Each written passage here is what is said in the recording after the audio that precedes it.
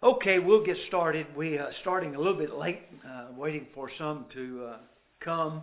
But anyway, we'll get started with our lesson. As I was saying, we last time had been talking about some of the things that Israel had done that caused the problem.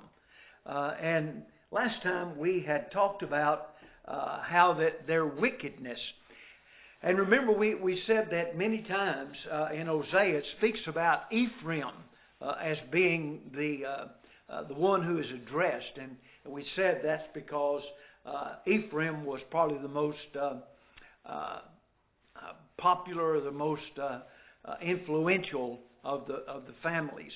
So it speaks about Ephraim in Hosea chapter 7 in verse 3. We'll go to there and start. And I found this to be an interesting thought. It says there in Hosea 7, in verse number 3, they made the king glad with their wickedness and the princes with their lies. You know, that's a horrible indictment against the people. When they made the king glad with their wickedness.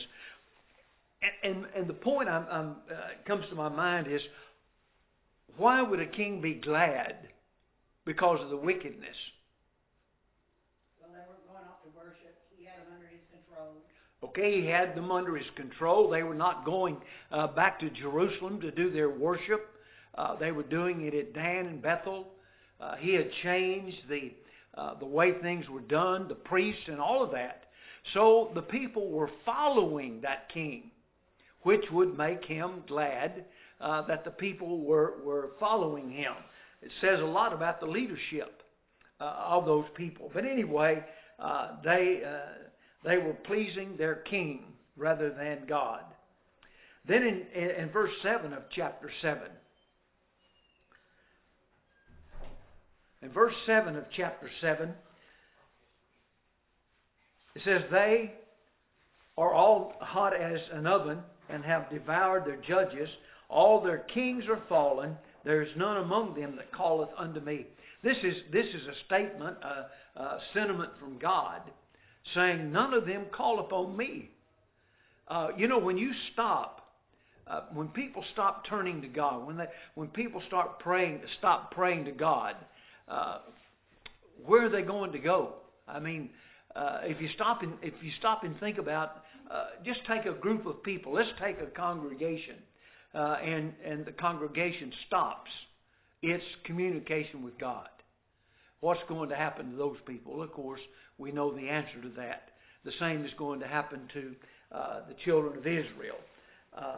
In verse 13 of chapter 7, and this also is a very interesting thought.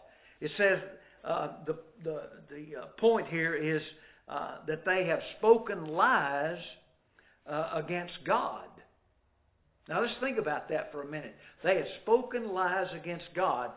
In verse 13 it says, woe unto them, for they have fled from me. Destruction unto them, because they have transgressed against me. Although I have redeemed them, yet they have spoken lies against me. How in the world do you speak lies against God? You can say God is okay with this, or God doesn't care if we don't worship in Jerusalem. You say something that is against what God has said, has told them to do. Okay, the king had set up a new place to worship. He had set up a new priest, and the people were going along with that. And so the idea, as Carol Dawn said, is the idea of, you're saying here's what is okay with God when God has not said that. It's kind of like in the denominational world today. Do people speak lies against God today in the denominational world? Well, sure. Go to the church of your choice. That's speaking a lie against God, because God has designated the place of worship. People say, well, you don't have to be baptized to be saved. That's speaking a lie against God. It's much as if saying God, authorizes this. It's okay for us to do that. In fact, if you stop and think about it, that's what the denominational world does. You can do as you please and forget what God said. And as I said there a minute ago, when you talk about the idea of baptism as a part of the plan of salvation, they say, no, it's not. Well, that's making and saying, well, and I've said this before, in Mark 16, 15 and 16, where Christ said, he that believeth and is baptized shall be saved. To say otherwise is saying what against Christ? That he didn't tell the truth. You don't have to be baptized even though Christ said you did. So therefore, the idea of speaking, we don't think of it in those terms. I don't believe. Most people do. But that's exactly the truth. When we start putting things in place that God is not there and we say it's okay, then we're saying God didn't tell the truth. Yes? We're also calling God the Holy Spirit a liar when we deny what the Comforter said on the day of Pentecost and don't take it into account when people are thinking about giving their soul to God. That's a lie. And you're calling God a liar right there, too.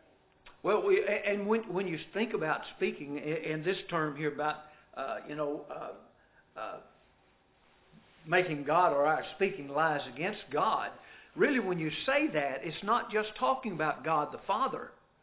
It's talking about the entire, because the prophets spake by the power of the Holy Spirit. So the prophets had given this information, so now they are speaking against what the Holy Spirit had given them. So to speak against God is speaking against the Godhead. Really, if we could say it this way, speaking against authority, against God's authority. So that's what it says there that they had done. Look over to 1 Kings with me. In 1 Kings chapter 12.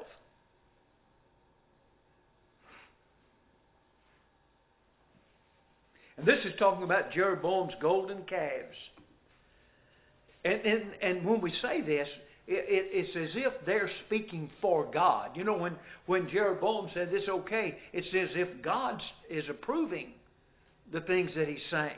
There in that verse, 1 Kings chapter 12, beginning verse number 28, says, whereupon the king took counsel and made 2 calves of gold and said unto them, it is too much for you to go up to Jerusalem. Behold thy gods. Now look at that.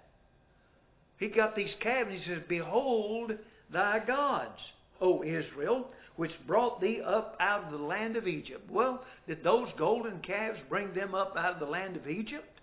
Well, there's a lie. And then he goes on and said, and he set one at Bethlehem, the other he put in Dan. And this thing became a sin, for the people went to worship before the one, even unto Dan. Now, look at Exodus chapter 32.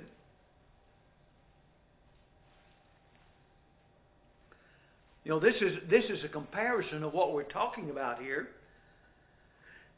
In Exodus chapter 32, verse 4, it says, and he received them at their hand and fashioned it with a graving tube after he had made it a molten calf. And they said, these be thy gods, O Israel, which brought thee up out of the land of Egypt. Again, in verse 8 of that same chapter, it says, they have turned aside quickly out of the way which I commanded them. They have made them a molten calf and have worshipped it, and have sacrificed thereunto, and said, these be thy gods, O Israel, which have brought thee up out of the land of Egypt. Yes?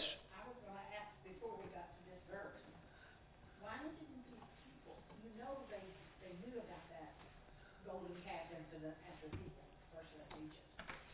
Why didn't that scare them to death when he told them about the calf? Why didn't they think they might have to join him later? I don't, you ask the question, why did they allow Jeroboam to let that be in place? Well, one of the things, remember back earlier, they wanted a king, so like the rest of the world, kingdoms around them, and they heaped to themselves teachers having itching ears. They were, what's strange to me, Carol Dawn, is why after they came out of Egypt, they had been maybe 90 days, and here they are rebelling against God. God brought them up. But here they say, these are the gods that brought you out of Egypt. And they complain, said, let us go back down there. We don't have food, but we're dying out here in this wilderness. And they wouldn't go in and take the land. So, you could ask, well, why didn't these people? Well, if you go back, here are people that they came across the Red Sea as it parted. And then they turned away from God still. Yes? The family, prior to, of course, the Ten Commandments, and under the patriarchal age, they had family gods. We hear about one of Isaac, one of Jacob's wives. When she left, she took the family god, with her. And then these people in that part of Israel, that part of the nation, they had been worshiping false gods anyway. So they were primed to go ahead and have an object and to be able to control when they were righteous and when they got to be ungodly. Well, all through the ages of God's people, from the very beginning of time, there have been some who would be faithful to Him, and then others who would not. Just think about in Genesis chapter 6. I wonder how many people were destroyed in the flood. There's no way of knowing, but there was a lot of people, and just those 8 souls that had maintained their faithfulness to God. And so down through the ages, there have been always those who would turn away from God and worship whatever it was. But here, I guess my point in this, going along with what Carol Dawn's saying, why would they do that? Here as Hosea is warning, if you go back there, those people had walked across on dry land, but yet then they turned away from God and worship. And it says they sacrificed to that golden calf that Aaron fashioned. You just have to, I guess you can just chalk it up to say, some would be faithful and some would not be faithful to God. Always down through the ages, that's been the case. Yes? Well, I know one thing. We were prepared, a prepared world was prepared for Christ when He came. And everybody was perfectly capable of understanding Christ. And thank God we live in this day and time, and thank God we've been led to this wisdom. Right. Well, it's always been, man has a choice to obey God or go the way they want to go. And so when you come back to this and see here how they, and even that terminologies, which brought us up out of the land of Egypt. They knew better than that. Here in Exodus, they knew that was not the case. But they were influenced by that. But why? You stop and think about it. Here they are out there, and they were complaining about the food and the water and all of those things. So in a difficult time, they wanted to look back to even back there in Egypt, where they were slaves. But they were other things that were good back there. They had water, they had food of some semblance, but here they are complaining to God for what has been given to them. Look at chapter 8, Hosea chapter 8, verse 4. One of the things that they did was have kings, but not because God desired them to have kings. They did put kings in place, but now here's the thing about that. God did not intend for them to have kings, but prior to them asking for kings, God had already set up a standard by which the kings were going to be. But they didn't even follow that. They put kings in that they wanted. They wanted kings which God did not want, but then they put kings in that God would not authorize because they did not fall within the realm of His requirements for a king. Hosea chapter 8, verse 4, it says, they have set up kings, but not by me. They have made princes, and I knew it not. Of their silver and their gold have they made them idols, that they may be cut off. In other words, these kings that they put in place were not authorized by God. Let's look over to Deuteronomy chapter 17. Deuteronomy chapter 17.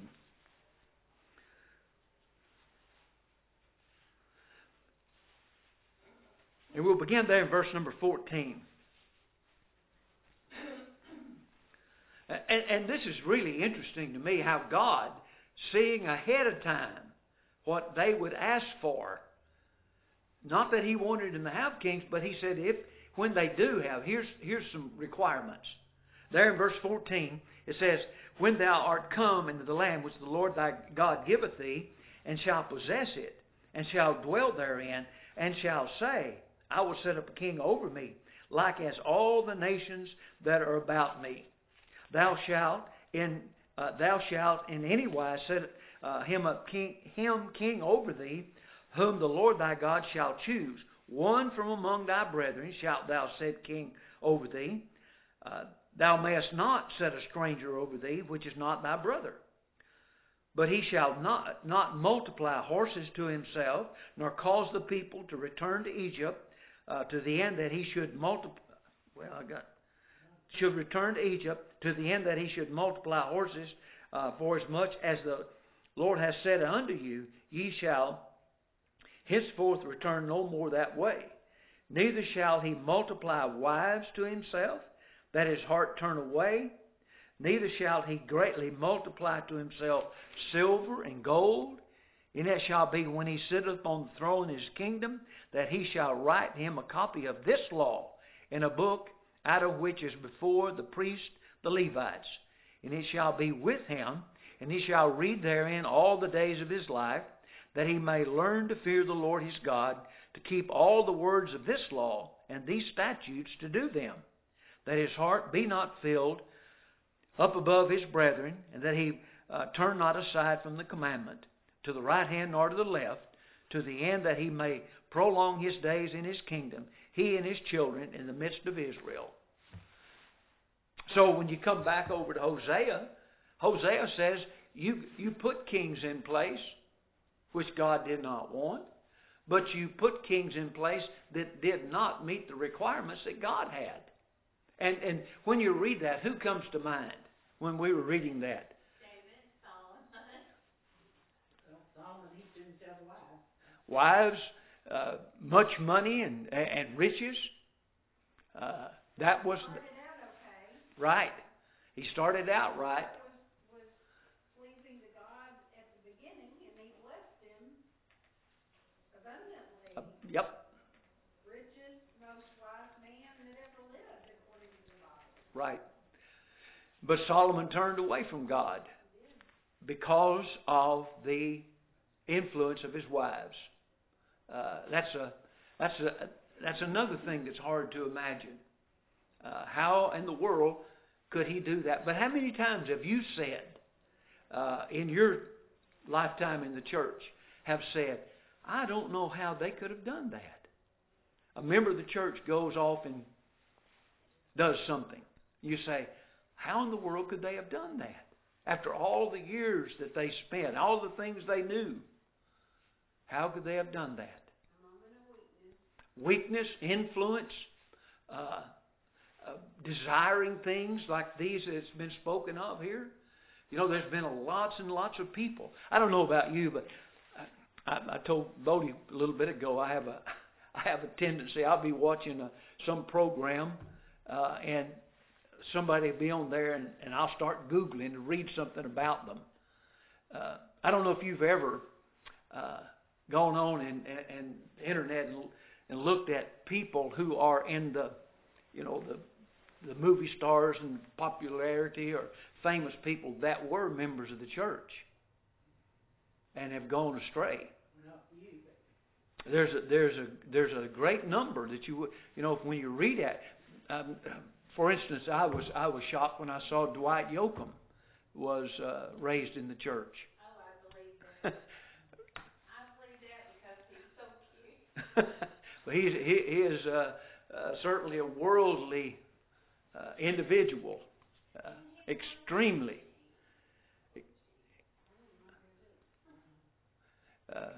The things he says and the actions that he does, is completely far from the church. Pat Boone, just owning, that's like Merle Haggard. He was raised in the church. The song "Mama Tried." His mother was a member of the church. Yeah, there's a lot of them that are influenced by the things of the world, but we know people individually within the church. You say, how in the world did that happen? I've looked back in my years of preaching in different congregations, and always there's somebody that comes to mind. Why did they go there? They were so earnest, and then the next thing you know, they're something else.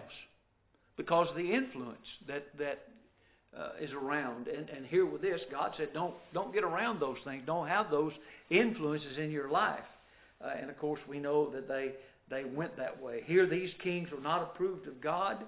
Again, saying, God set up the requirements for the kings, but they even violated that. God didn't want them to have kings, but He put requirements, and they ignored that. Look at chapter 8, verse 14.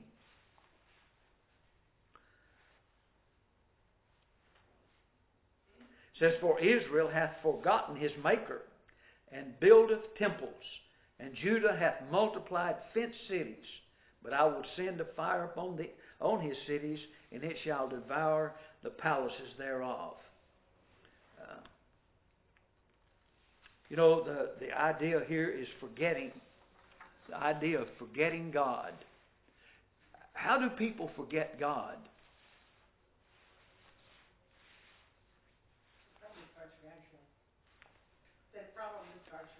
Probably starts gradually. Starts going in in that direction. I've had people say, "Well, they were like that anyway." I don't know that. I can't read people's minds and hearts, but I know what the end.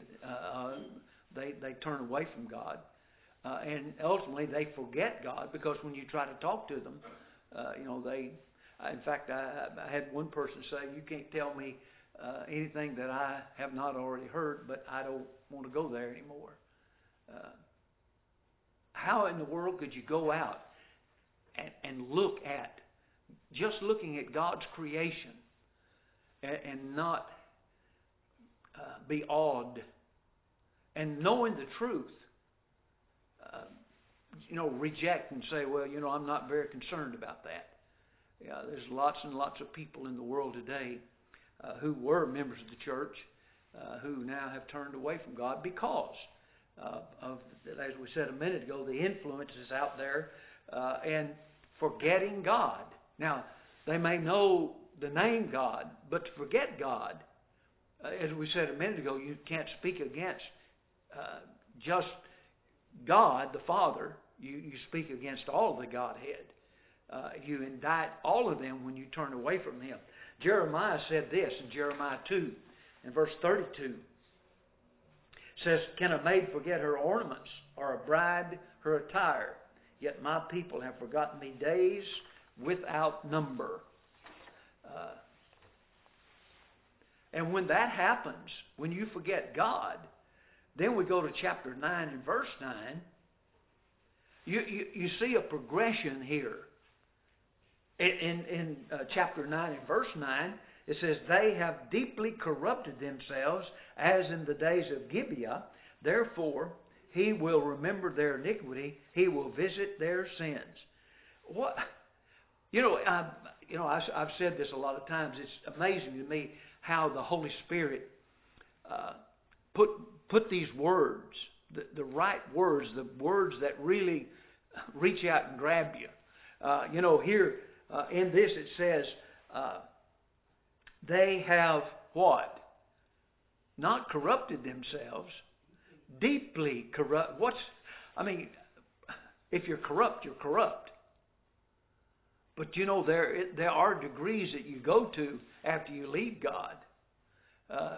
You're in a bad position. You're in a lost position, but you can go further and further and further away from God by your actions and what you believe, what you turn to, what you tell others.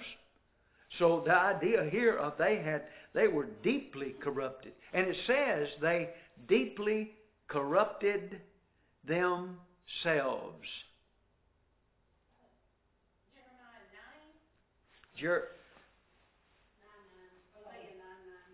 Hosea 9. Yeah, I think he said Jeremiah, but he meant Hosea.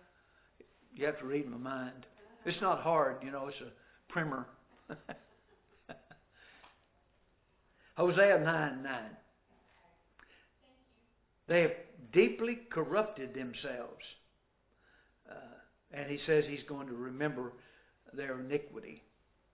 Look at verse 10. Hosea 9, verse 10. I found the Israelite grapes in the wilderness. I saw your fathers as the first stripe in the fig tree at her first time. But they went to Baal Peor and separated themselves under that shame, and their abominations were according as they loved. Abominations according to what? What they wanted, what they loved, what they desired. Makes me think of 1 John 2:15-17. Love not the world. And that's what gets people in trouble. They begin to look at the things out there in the world, and that's what they want. Deuteronomy 7, verse number 26.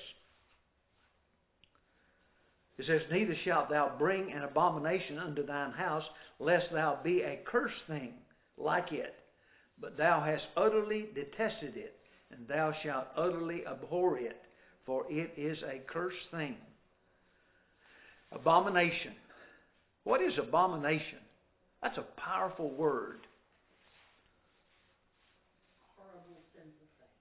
Horrible, sinful thing. Like I said, words. Words describe things. Words emphasize. You could say, that's a sin, or you could say that's a horrible thing. But to say abomination is a very powerful, powerful word. In Romans chapter 1, when it speaks there about the same sex, it talks about abomination. I thought abomination usually meant in the Old Testament was, extreme sexual promiscuity and weird stuff. No, it means just bad. Like in this, here it speaks about abomination. And when you talk about this, remember we talked about, I don't know if it was the last class time or the time before, how that, we saw the idea of God's people, turning away from Him, and how bad it was and how difficult it is to come back after you've wandered away from God. It's a difficult thing to come to your senses. Why is that? Hard-headedness and just not wanting to let go of what you have away from God. Yep, hard-headedness, not wanting to let go of things you have away from God. Self-centered, self-puffed up, and self-righteous is one's own self. There's a lot of things you could answer in that. Even the idea of a habit. You get into a habit of a thing, and in your mind, I know better than that. But that old habit keeps coming around. Well, some, when they first begin to sin, they rationalize it away. And by the time they are hardened into that sin, it's completely rationalized and gone out of the picture. Right. But people seldom do that by themselves. They're going to be fortified up by people who are just going to pass it on to them. Well, that's and the reason there is because we have attached ourselves Exactly. We attach ourselves to people of like mindset. As we've said before, you begin to drift away from God, not all at one time, but it's a slow progress, and you get out there, and people talk and beg and plead and try to get you repent and come back, and just a lot of things keep you from it. Change. Pride in some cases keep people from it, but just the idea of a habit. People get into habits, and people make excuses as to why they're not going to do what they should do. Yes. Well, that's the way of the person leading the church is going. The world is simple about it. I mean, Charles Darwin made some observations about some birds, and they turned into the whole blown-up thing. And for the past 50 years, scientists have known about the DNA molecule, and that it couldn't have been like Charles Darwin said. And every day goes by, it's said it more and more. But guess what? Those people are still wallowing in that stupidity. Well, People were supposed to have great minds. Well, scientists, they've stayed out there in that area because to leave that, they have to acknowledge there is a God. And so therefore, they won't go that direction. We make excuses. I'm talking about people who get out there in the world. I'm going to go back one day, but Yeah, I don't always think it's so complicated either. I mean, I can speak to this because I didn't come here to church for a number of years, at least for a lot of it. And I kind of justified my mind that I worked a lot, and I'm busy working, and I need my rest, so I don't need to go to church. It could be something really simple. Yep. That's what it was with me. It was as simple as that. Yep, people. I justified my way out of church because I worked a lot. Right. People justify. Well, we've said a lot of times people make excuses. They don't give good reasons, and that's the truth. We make excuses and for what we do or what we don't do. But in this, of course, here these people had corrupted themselves. They had become an abomination. They had turned away from God. In verse 17 of Hosea 9, it says there, they did not hearken to God. Now, the verse says, my God will cast them away because they did not hearken unto me. They shall be wanderers among the nations. That was God's statement through the prophet. When he says they're going to wander among the nations, what does that mean? Going into captivity. We're leaving here. We're going to go someplace else. God's going to turn us loose. They would not hearken to God. Look at 1 Chronicles 5 and verse 26, and then we'll stop there. Times will be out. It says there, and the God of Israel stirred up the spirit of Pul, king of Assyria, and the spirit of Tiglath-Pileser, king of Assyria, and he carried them away, even the Reubenites and the Gadites and the half-tribe of Manasseh, and brought them into Halah and Habor and Hara, and to the river Gozan unto this day. Now, notice there it mentions those particular ones. These were the first ones to go into captivity. Why do you think that is? And we'll stop right there when you answer that question. Why these were the first? Because they were the northern kingdom. These didn't list all of them. It just lists these few names. The Reubenites, the Gadites, and the half-tribe of Manasseh. They were on the eastern side of the river, on the closest for them to get to. All right, we'll stop there and come back and pick that up.